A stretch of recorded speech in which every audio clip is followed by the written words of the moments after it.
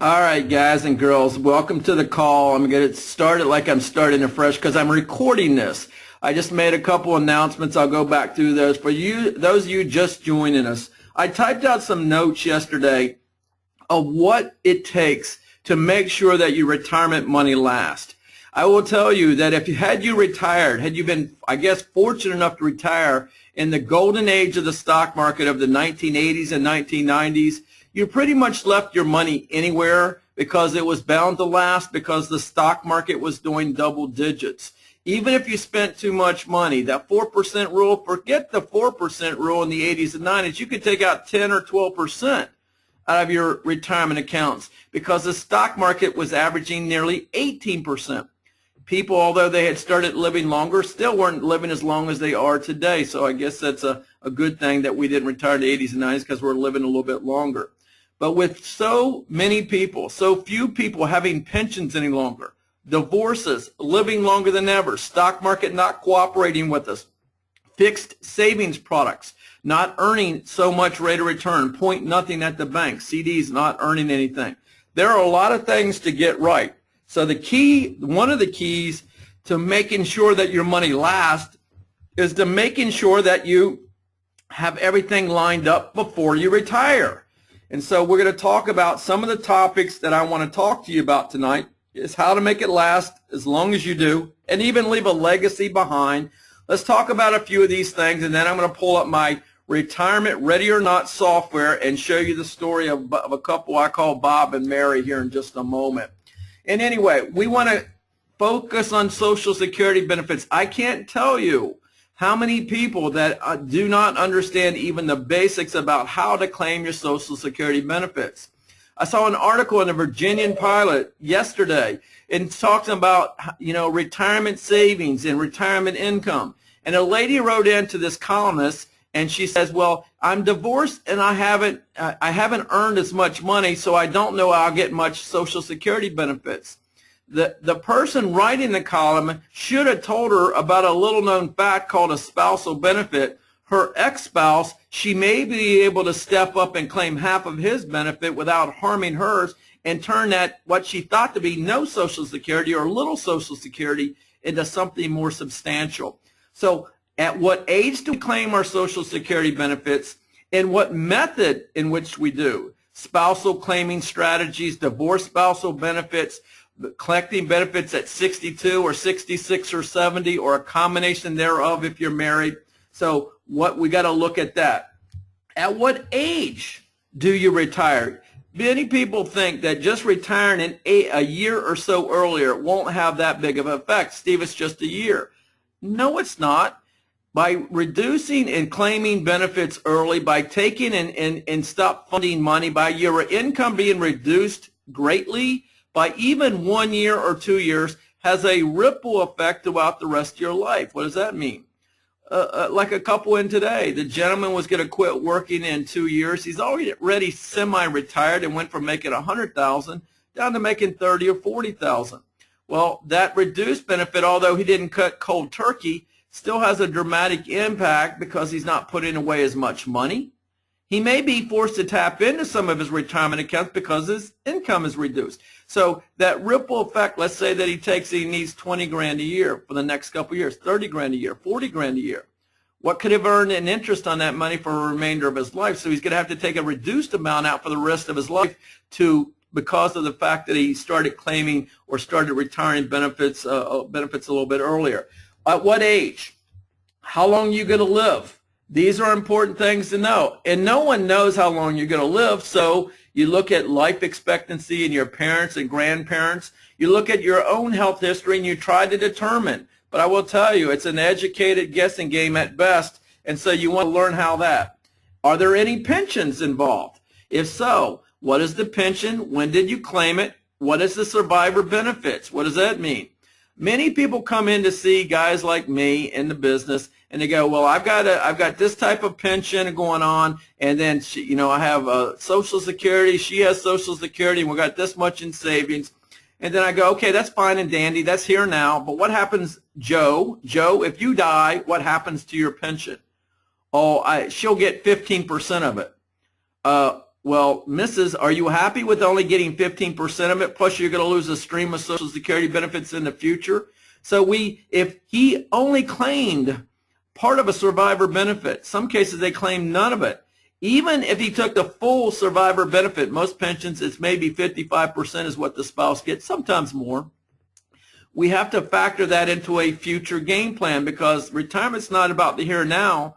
It's about 10 years, 20 years, 30 years down the road. It's about making your money last, not just for the couple together, but if something happens and one of the spouses is no longer with us. And so when do you claim a pension? Is there a survivor benefit? If so, what percentage? These are things that we need to know now. Mortgages. Should you keep a mortgage? Should you pay it off? A client in this past Saturday had quite a bit going on, good stuff, and she goes, Steve, should I pay my house off? Now, she had rental properties that were paid off. She had a house in Florida that was paid off, but her local house she still owed a payment on. I said, well, let's look at your retirement income. And she had more than enough income to service this mortgage that she still had on her primary house. And she goes, and we looked at how much money she had in her IRAs, and she had a significant amount. She said, should I not pay off I said, you shouldn't pay off your house. She goes, I just want to be sure. Why? One, you got a low interest rate. Two, you got the income to cover the mortgage. But three, and probably most importantly, you need the tax write-off, the interest write-off on that 30-year mortgage. But I will tell you, if you're not doing and keep having a mortgage in retirement because of a strategy, compounded growth, low interest rate, tax benefits of keeping a mortgage in place, having a mortgage and not having a strategic game plan is one of the fastest ways to drain a 401k. So you better have a game plan for the mortgage. Our parents would have never thought about carrying a mortgage into retirement. And it's not that it's a bad thing. In fact, I think it could be a good thing. But I will tell you, hundreds of thousands, even millions of people are going to be forced to look at a reverse mortgage or living with their kids because they didn't have a game plan for their real estate. So we need to know individual information before we can't say, yes, it's a great thing to pay off a mortgage, or no, it's not. It could be, or it may be a huge mistake in paying it off. I will tell you which debt it does make sense to pay off. If you're going into retirement and you're still carrying credit cards, car loans, student loans, or second mortgages on second homes, not second mortgage on your primary, but a second home, you may be able to afford that second home, that vacation home, that house at the beach, when you have two incomes and you maxed out income and you could afford it today.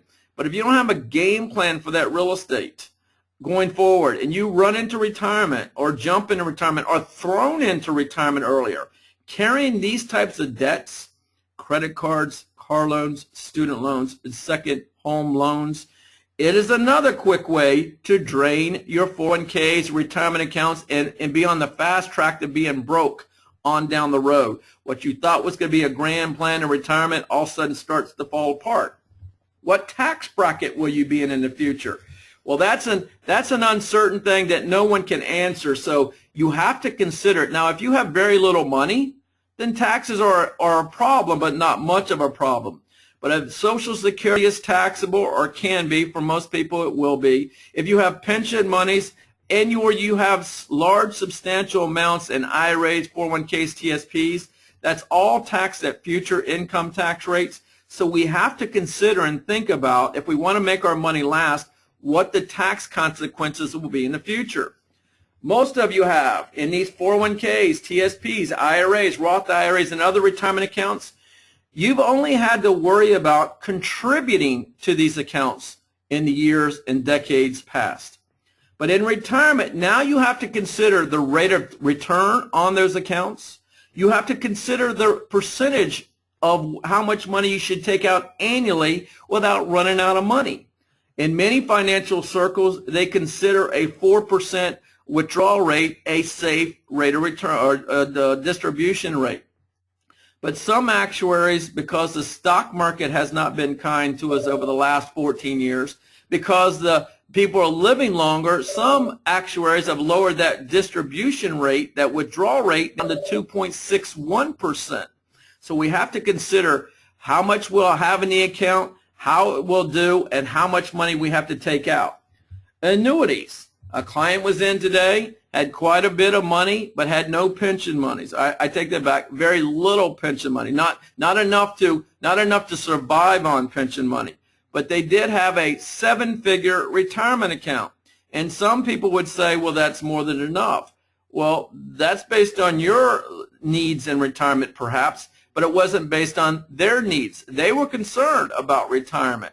So an annuity is a way to create a personal pension plan, and it's a great tool to roll a 401k, a TSP, an IRA into it to give you guaranteed lifetime income. Well, you need life insurance. You go, I won't need life insurance because I'll be retired. Well, let's go back up to the pension for a moment. It might be good for you, but if you die and your pension goes to the grave with you, or part of it, and a stream of Social Security, your surviving spouse will wish you have some life insurance in place, because they will need that lump sum from the insurance company to replace a stream or multiple streams of income. What are you going to do for long-term care? The number one leading reason or cause for bankruptcy in retirees is medical bankruptcy. When the last 3 years of your life, you'll go through a bulk of your money trying to keep yourself alive for a little bit longer, and you'll consume that most of your money. It's expensive later in life, and so long-term care, do you have a game plan for that? Down through here, the next one, how about market risk? What rate of growth are you predicting that your retirement account will earn over the next 10 or 20 years?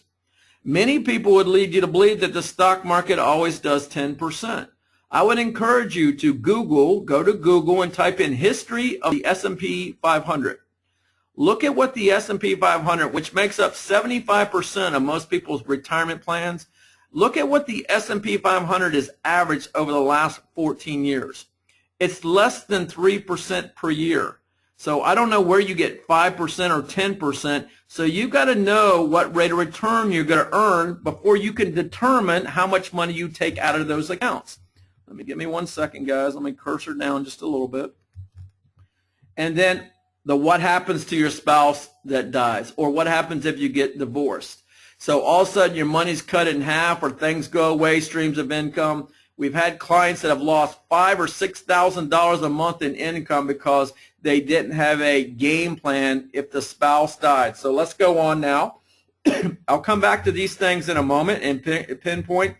But now I want to go and draw up an example. I was working on somebody earlier, back to Bob and Mary.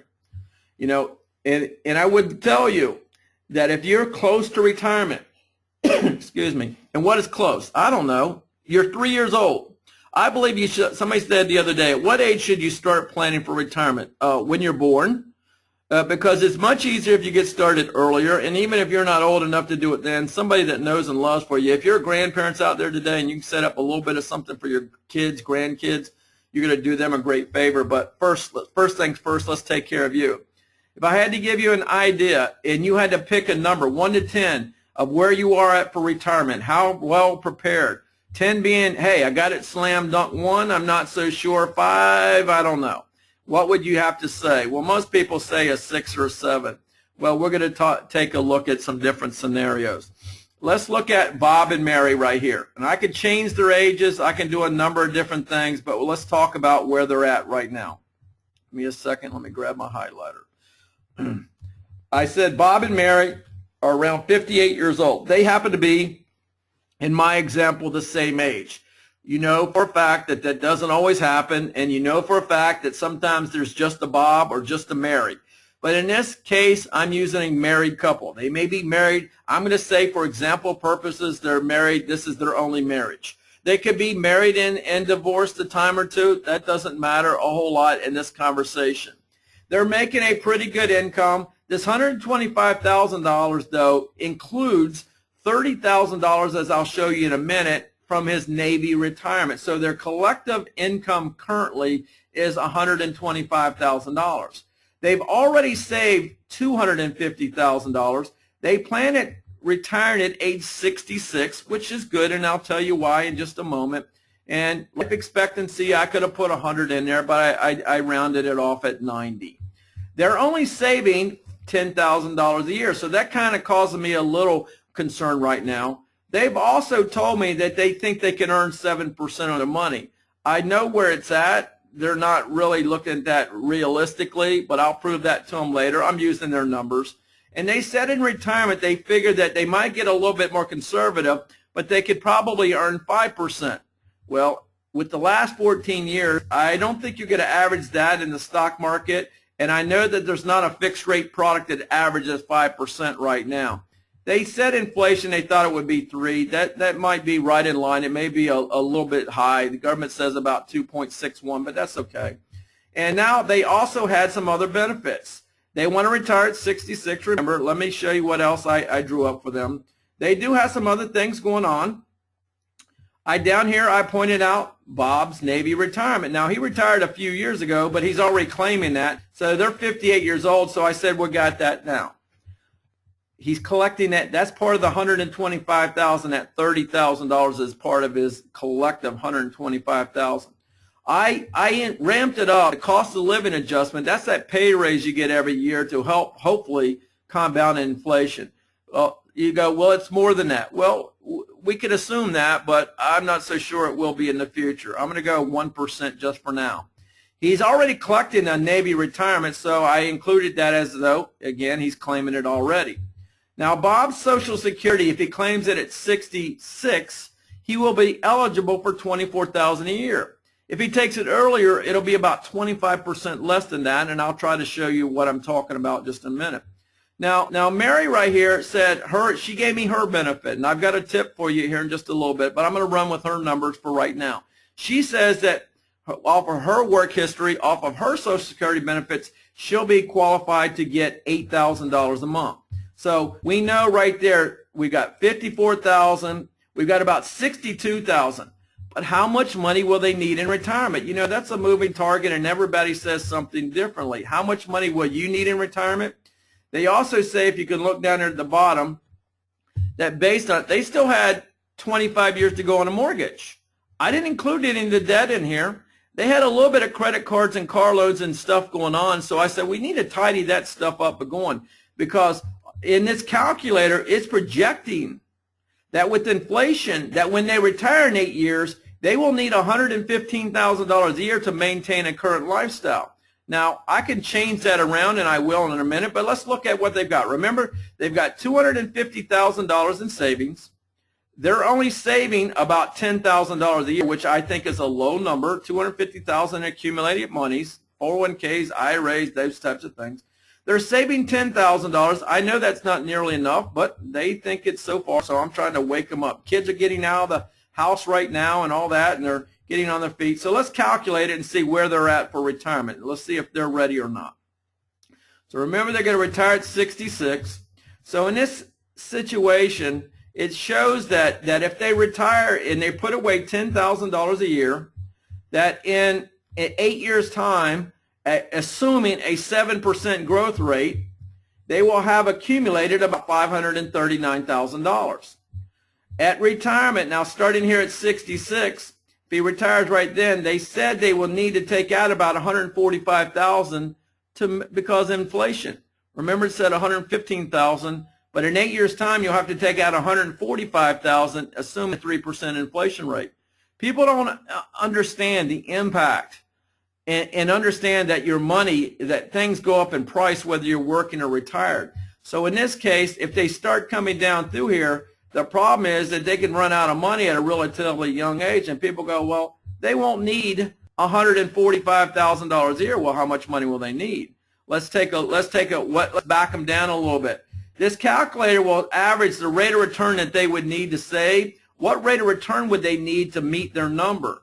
Well, let's let the calculator preside itself and tell them what they will need to earn. And you'll see up here they need to earn a 26% rate of return during the accumulation years to match and give them the kind of money that they'll need in retirement. Well, that's unrealistic. Maybe for 1 year, but not an average for 8 years. So let's take a look at some other things. What else can they change in their life? Well, how much more money would they have to save in order to get where they need to be? Again, making your money last is the best thing is to go into retirement with everything they need. Well, I doubt it's realistic that they're going to save $137,000 a year because They don't make that much. So that one's unrealistic that they would save that much. So what's the next one that we can take a look at? Live off less. That might be a good one. Or before we do that one, how much longer would they have to work? Well, let's calculate it a little bit. How much longer would they have to work? Well, it says here till age 80. Well, they're only going to live to 90, so they got more than enough money to get through right there, or age 81 it says up there. I don't like any of those answers. I'm going to do one more, and then I'm going to show you how to strategically fix it. Spend less in retirement. This might be the key right here. This one right here, how much less would they have to spend in retirement to maintain? Well, it says right here if they spent $75,000 a year, $6,300 a month, that'd be a 48% reduction in lifestyle. And some of you go, well, I won't need that much. You might be right, but that's putting you on the couch watching reruns of Wheel of Fortune and Gunsmoke and other things, and most people would like to travel and do some things or whatever. So my key to all this is that it's probably not realistic. It may be realistic for them to have $75,000 a year coming in off of these assets. I believe it's probably going to be a combination of a few of these things. Let me go back a little bit. One, I think in their income, if I can help get them out of debt, I think at this stage of their life, they should be saving at least $20,000 a year. There's no reason that they can't. So that right there, let me calculate this just in a minute. Now we're saving $20,000 a year, and now at retirement they've got quite a bit more money right there. The other concern that I have with their extraction rate is that I think this rate of return in their scenario, if they leave it in the market at 5% that they're projecting, is not realistic because the stock market is not averaging that. Maybe I lower the inflation rate down there so they won't need as much money either. Maybe inflation will only do 2%. I'm bouncing around here, guys, living off less, and now my goal is to make the money last forever. So if they don't have to inflate the dollars, it lasts a little bit. They didn't run out of money at 80. One last thing, and I'm going to make their money last forever. You know what? If you have an annuity, let me lower this down to 75 grand. Let's see how long the money. Remember, they got Social Security, but that's included in this number right here. 75. Let me ratchet up a little bit. I'm going to take it up to about 90,000 a year. Some of you go, well, that's way too much. Others are going, I can't live off of that. Everybody says all those types of things. Well, if they back it down to 90,000, now their money's lasting, but still it's showing them running out of money down here in the future. They'll still have Social Security and whatever. But I will tell you, the one key thing you could do to make that not a problem of running out of money? Put your IRAs and 401ks into an annuity, because in that case, even if you do run out of money down here at 82 or 83, if you've got money in an annuity, see this income down here at 70, that's coming in at 77, 78, that's that military retirement, that's Social Security benefits. But down through there, if they have enough money in an annuity, then even if they run to zero, even if the balance goes to zero, they'll keep getting a paycheck. Key to not running out of money and making your money last is having it in the right vehicles.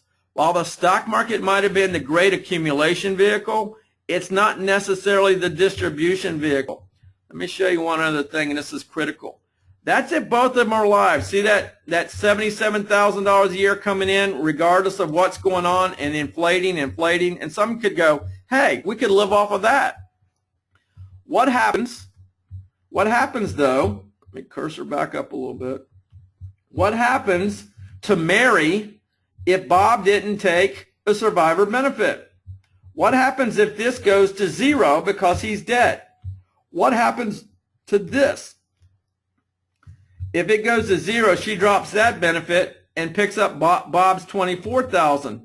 She's left with $24,000 a year to live on. She's broke at a much earlier age than that. So she needs to have some life insurance. She needs to have some other things in place. Let me fix this one thing really quick. I want to go back and double back into some things, guys. Let me go back and put Bob's 30 grand in here. This is military retirement. Remember I had $8,000 for Mary because she said that's what her benefit will be? Many of you that have been out to see me know that if Mary is eligible to get half of Bob's Social Security benefits. So instead of getting 12 grand, she is eligible to get half of his benefit if he is at his full retirement age, 66 in his case, and or if she's at her full retirement age. So instead of getting 8 grand a year, she's eligible to get 12. That's $4,000 more per year.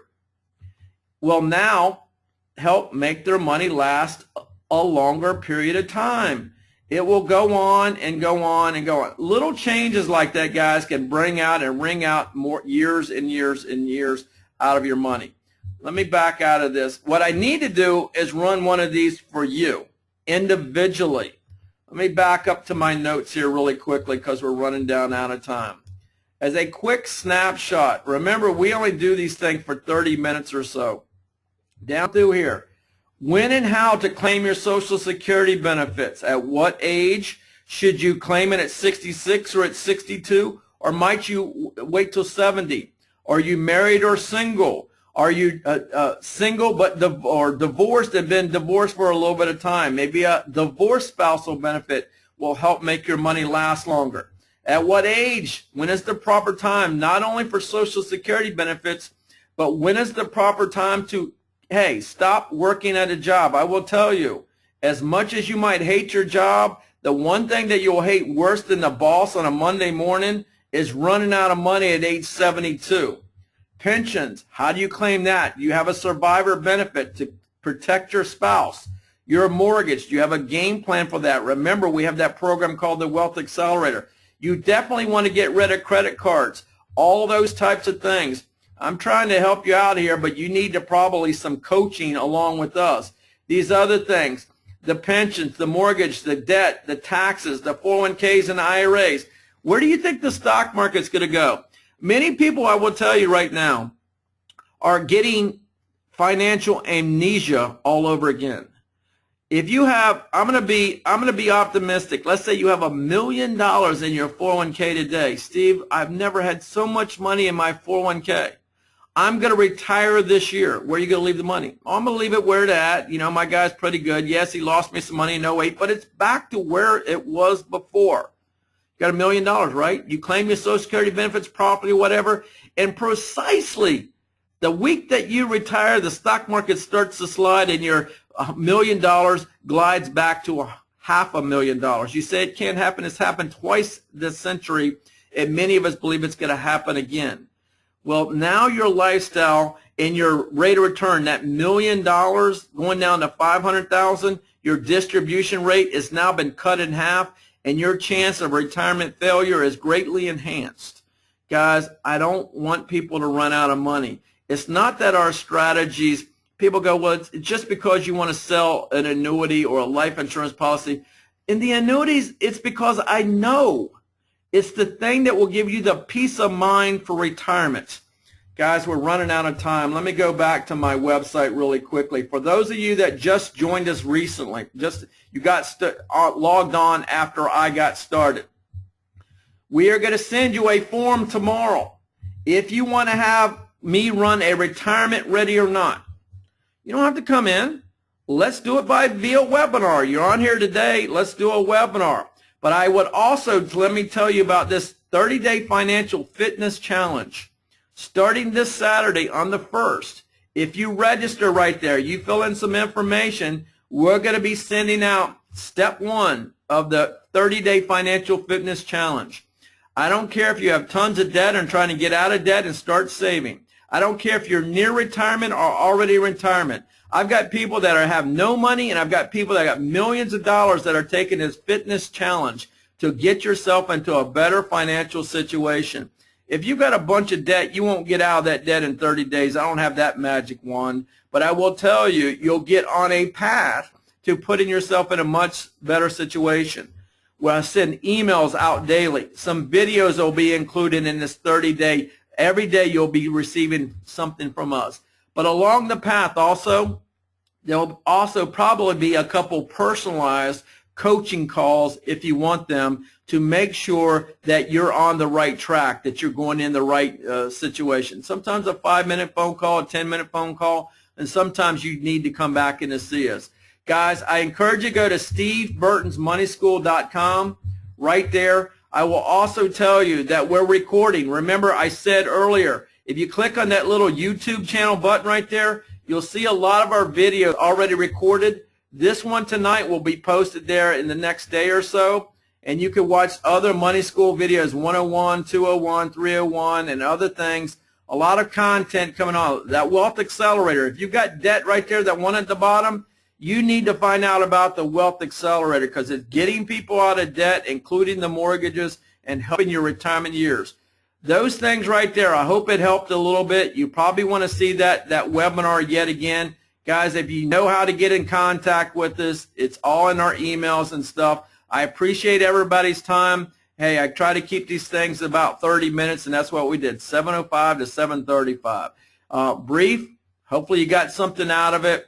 It's not a one night, you've got it all figured out. It's a learning curve, guys, and we want to help you through it. Hopefully this will help you. If we can be of any more help, be in contact. Check your email box tomorrow, some things coming at you. And, hey, have a great night. Have a great life. We'll talk.